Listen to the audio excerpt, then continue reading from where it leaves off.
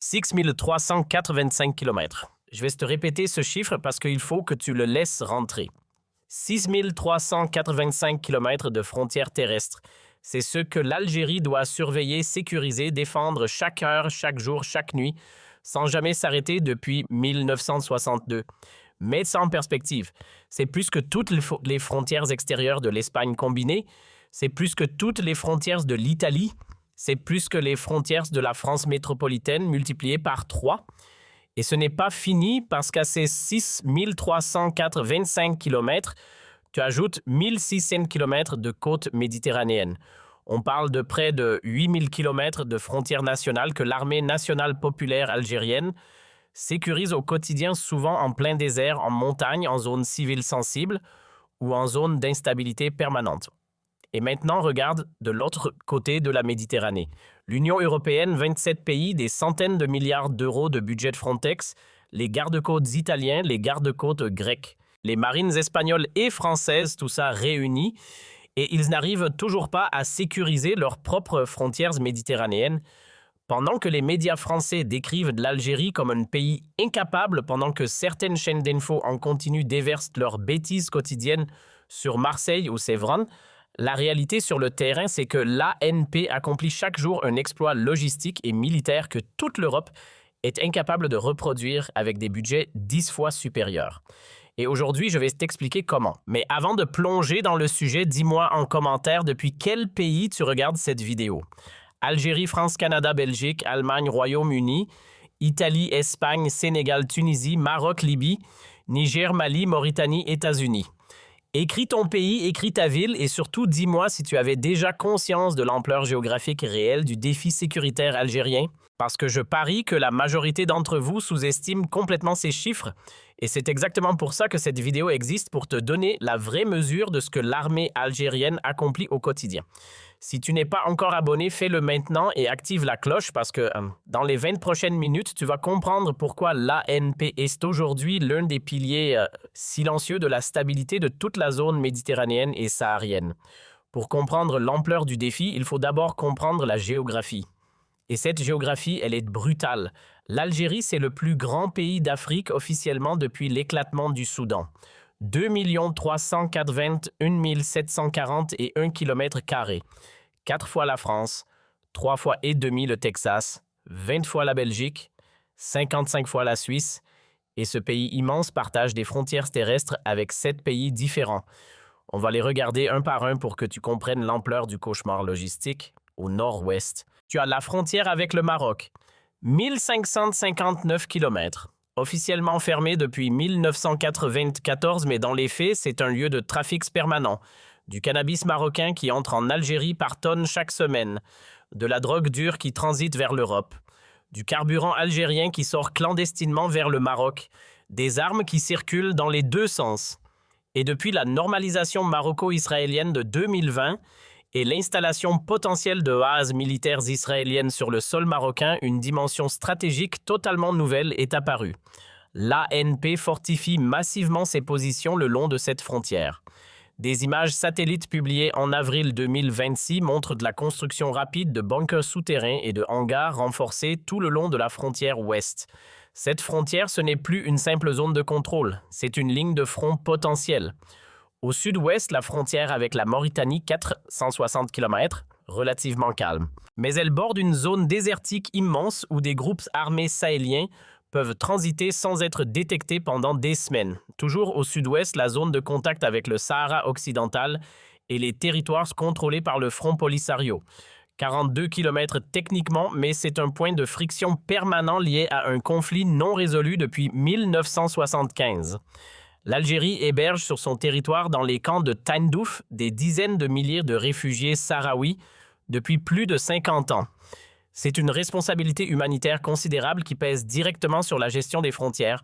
Au sud, la frontière avec le Mali, 1376 km, et c'est probablement la frontière la plus dangereuse du continent africain en ce moment parce que le Mali est en guerre civile depuis 2012. Des groupes djihadistes comme Al-Qaïda au Maghreb islamique, l'État islamique dans le Grand Sahara, Le groupe de soutien à l'islam et aux musulmans opère massivement dans cette zone. Attaques contre des civils, enlèvements, trafics d'armes, contrebande, c'est une menace permanente contre le territoire algérien. Plus au sud encore, la frontière avec le Niger, 956 km. Cette frontière a littéralement explosé politiquement depuis le coup d'État militaire de juillet 2023. L'arrivée au pouvoir des militaires nigériens, le retrait brutal des forces françaises et américaines, la réorientation vers la Russie, tout ça a considérablement compliqué la situation. Et cette frontière, c'est aussi une route majeure de migration irrégulière depuis l'Afrique subsaharienne vers la Méditerranée. Au sud-est, la frontière avec la Libye, 982 km. La Libye est en guerre civile depuis 2011. Deux gouvernements rivaux, des milices incontrôlables, des trafiquants d'armes qui ont récupéré l'arsenal gigantesque de l'ère Kadhafi, des frontières totalement poreuses. C'est l'un des territoires les plus instables de la planète et l'ANP doit empêcher cette instabilité de contaminer le sol algérien. Au nord-est, la frontière avec la Tunisie, 965 km. Relativement stable, mais c'est une route importante de circulation économique et parfois illicite. Les deux pays partagent des liens fraternels profonds, mais les défis liés au terrorisme résiduel du mont Chambi, à la migration irrégulière et à la contrebande persistante. Maintenant, tu commences à voir le tableau complet. 6 325 km à surveiller avec des menaces radicalement différentes sur chaque frontière. Des menaces militaires à l'ouest, des menaces djihadistes au sud, de l'instabilité libyenne à l'est, des flux migratoires partout. Et au-dessus de tout ça, 1600 km de côte méditerranéenne à défendre contre la piraterie, la pêche illégale, la contrebande et la migration irrégulière. Ce défi, l'ANP le relève chaque jour avec une efficacité qui force le respect, y compris chez les stratèges occidentaux les plus hostiles à l'Algérie. Et maintenant, je vais te montrer comment elle y arrive. Parlons de l'effectif, parce que c'est là que ça commence à devenir vraiment impressionnant. L'ANP dispose d'environ 130 000 soldats d'actifs dans ses forces terrestres, plus une gendarmerie nationale de plus de 60 000 hommes avec un rôle central dans la sécurisation intérieure, plus des forces paramilitaires auxiliaires, plus une réserve mobilisable en cas de crise. Au total, quand tu additionnes tous les personnels de sécurité nationale, l'Algérie mobilise plus de 350 000 hommes et femmes en uniforme pour la défense de son territoire. Et ces effectifs ne sont pas balancés au hasard. Ils sont déployés de manière intelligente. L'ANP a structuré le pays en 6 régions militaires. Chacune a son propre commandement, chacune dispose de ses propres unités de combat. Chacune a ses propres plans opérationnels conçus sur mesure pour les menaces locales spécifiques. Première région militaire basée à Blida, elle couvre le nord-centre du pays. Deuxième basée à Oran, elle couvre l'ouest et la frontière marocaine. Troisième basée à Béchar, elle couvre le sud-ouest, une étendue désertique gigantesque. Quatrième basée à Ouargla, elle couvre le sud-est, les zones pétrolières stratégiques et la frontière libyenne. Cinquième basée à Constantine, elle couvre l'est du pays. Sixième basée à Tamanrasset, elle couvre l'extrême sud saharienne, la zone la plus vaste et la plus difficile à surveiller du territoire entier. Chaque région est commandée par un général d'armée avec une autonomie opérationnelle réelle, parce que face à des menaces aussi diversifiées, géographiquement éclatées et techniquement complexes, une centralisation rigide serait paralysante. C'est la décentralisation intelligente qui permet des réactions rapides adaptées aux réalités du terrain. Parlons maintenant de la technologie parce que surveiller plus de 6000 km de frontières en 2026, ça ne se fait plus avec des gars postés dans des miradors avec des jumelles. Ça se fait avec des outils de pointe et l'ANP l'a très bien compris. Les drones de surveillance d'abord. L'ANP en utilise massivement pour couvrir les zones frontalières les plus éloignées. Des drones de reconnaissance chinois, des drones russes et de plus en plus de drones fabriqués localement. Ces appareils patrouillent en continu, ils envoient des images en temps réel au centre de commandement et ils permettent de repérer des mouvements suspects à des centaines de kilomètres de la première position humaine. Ensuite, les satellites.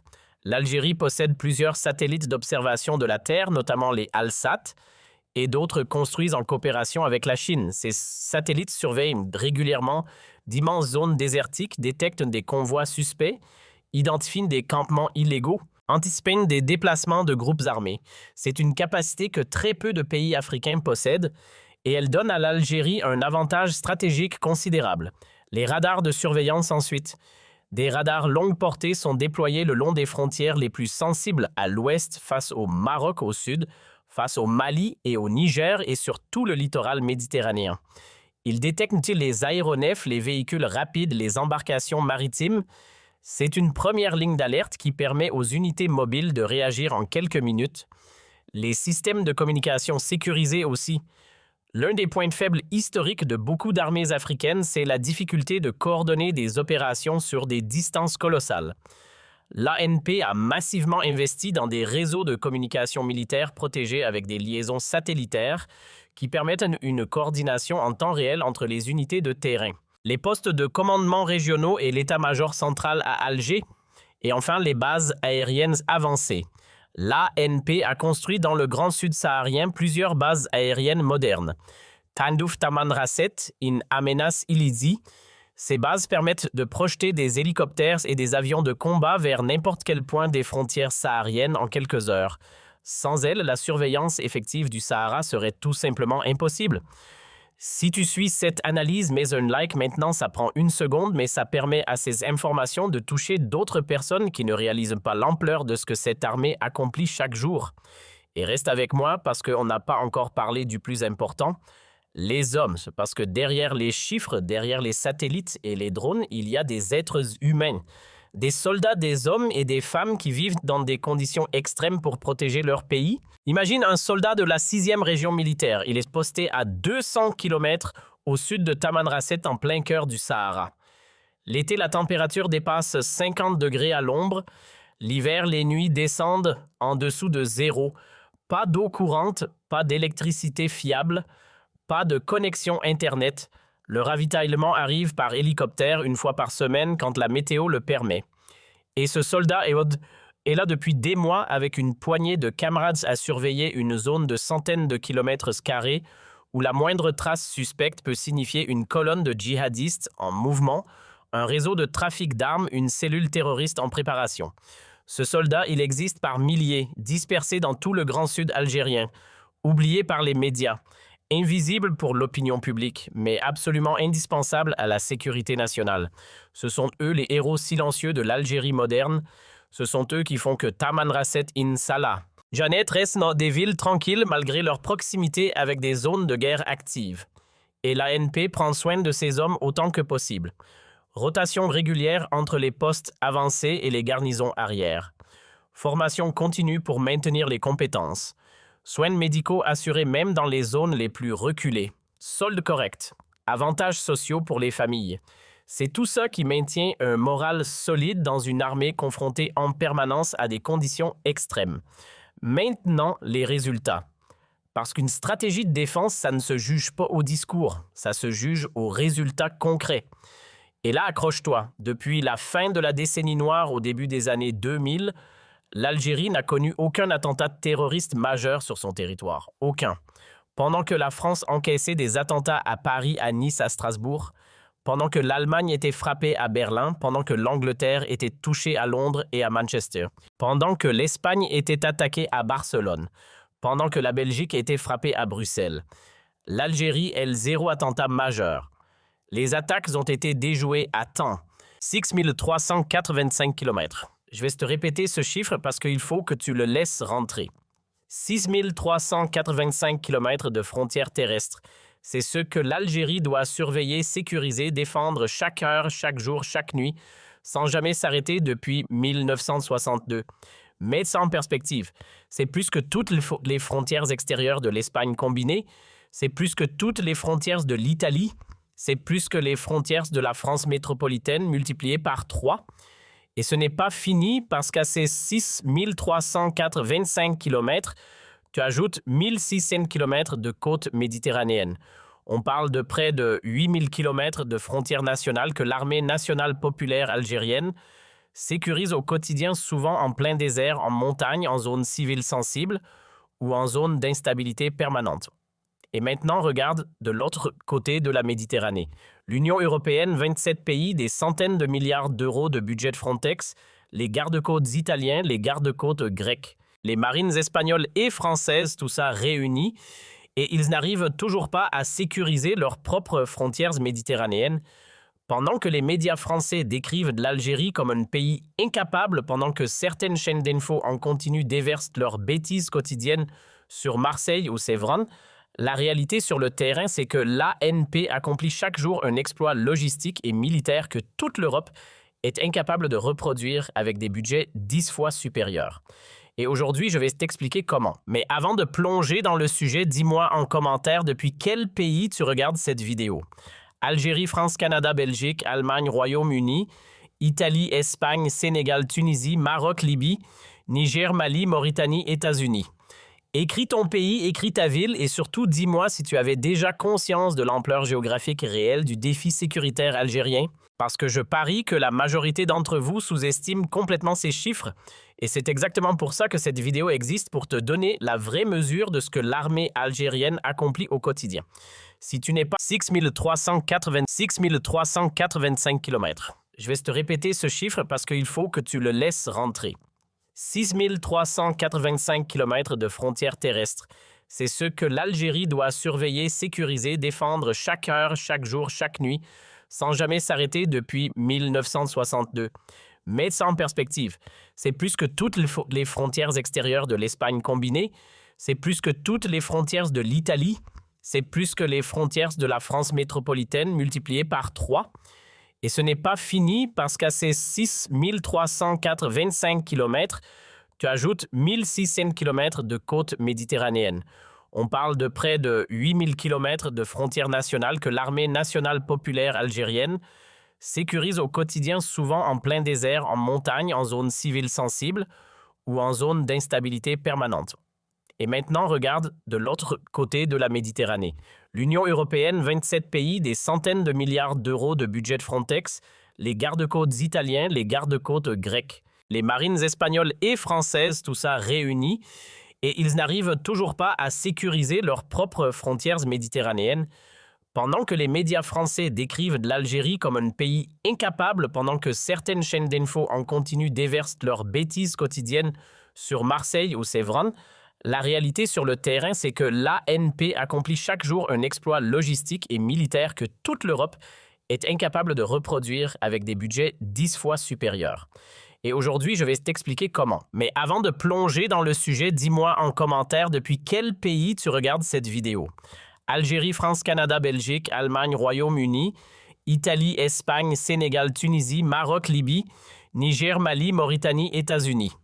Écris ton pays, écris ta ville et surtout dis-moi si tu avais déjà conscience de l'ampleur géographique réelle du défi sécuritaire algérien, parce que je parie que la majorité d'entre vous sous-estime complètement ces chiffres et c'est exactement pour ça que cette vidéo existe, pour te donner la vraie mesure de ce que l'armée algérienne accomplit au quotidien.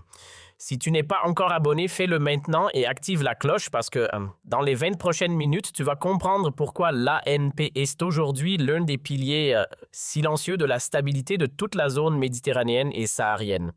Pour comprendre l'ampleur du défi, il faut d'abord comprendre la géographie. Et cette géographie, elle est brutale.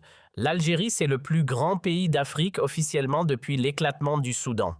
2 381 741 km², 4 fois la France, 3 fois et demi le Texas, 20 fois la Belgique, 55 fois la Suisse, et ce pays immense partage des frontières terrestres avec 7 pays différents.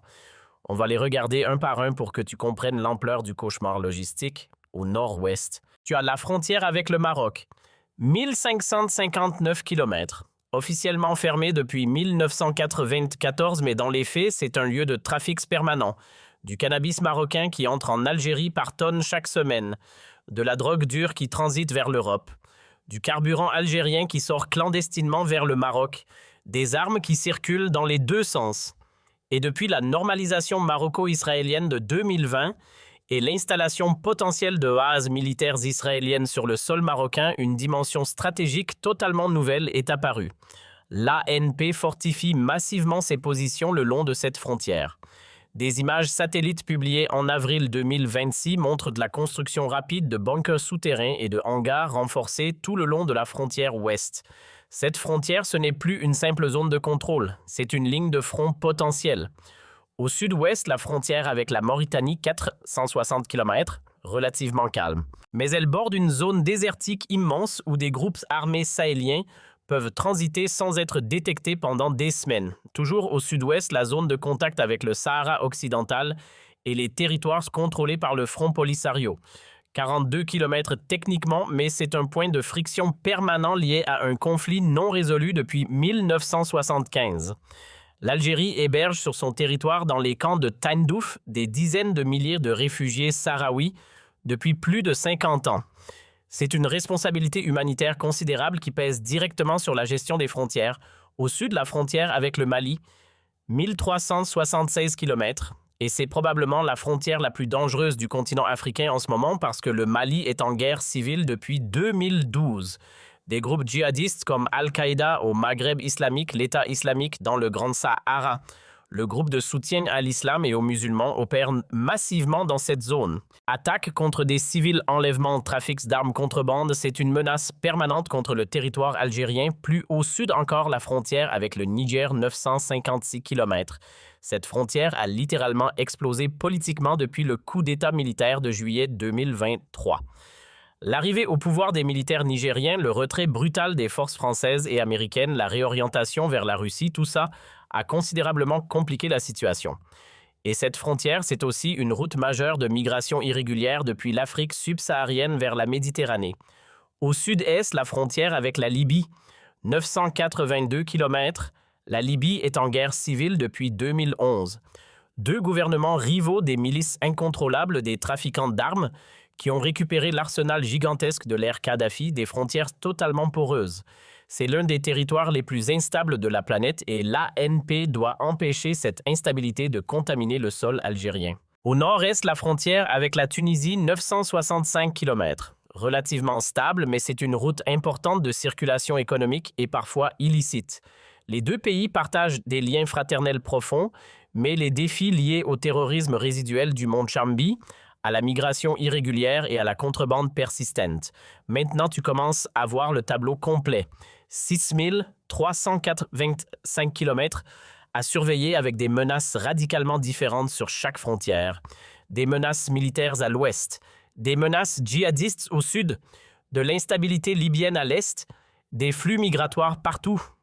Et au-dessus de tout ça, 1600 km de côte méditerranéenne à défendre contre la piraterie, la pêche illégale, la contrebande et la migration irrégulière. Ce défi, l'ANP le relève chaque jour avec une efficacité qui force le respect, y compris chez les stratèges occidentaux les plus hostiles à l'Algérie. Et maintenant, je vais te montrer comment elle y arrive. Parlons de l'effectif, parce que c'est là que ça commence à devenir vraiment impressionnant. L'ANP dispose d'environ 130 000 soldats d'actifs dans ses forces terrestres, plus une gendarmerie nationale de plus de 60 000 hommes avec un rôle central dans la sécurisation intérieure, plus des forces paramilitaires auxiliaires, plus une réserve mobilisable en cas de crise. Au total, quand tu additionnes tous les personnels de sécurité nationale, l'Algérie mobilise plus de 350 000 hommes et femmes en uniforme pour la défense de son territoire. Et ces effectifs ne sont pas balancés au hasard. Ils sont déployés de manière intelligente.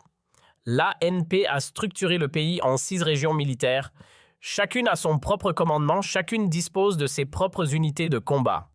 Chacune a ses propres plans opérationnels conçus sur mesure pour les menaces locales spécifiques. Première région militaire basée à Blida, elle couvre le nord-centre du pays. Deuxième basée à Oran, elle couvre l'ouest et la frontière marocaine. Troisième basée à Béchar, elle couvre le sud-ouest, une étendue désertique gigantesque. Quatrième basée à Ouargla, elle couvre le sud-est, les zones pétrolières stratégiques et la frontière libyenne.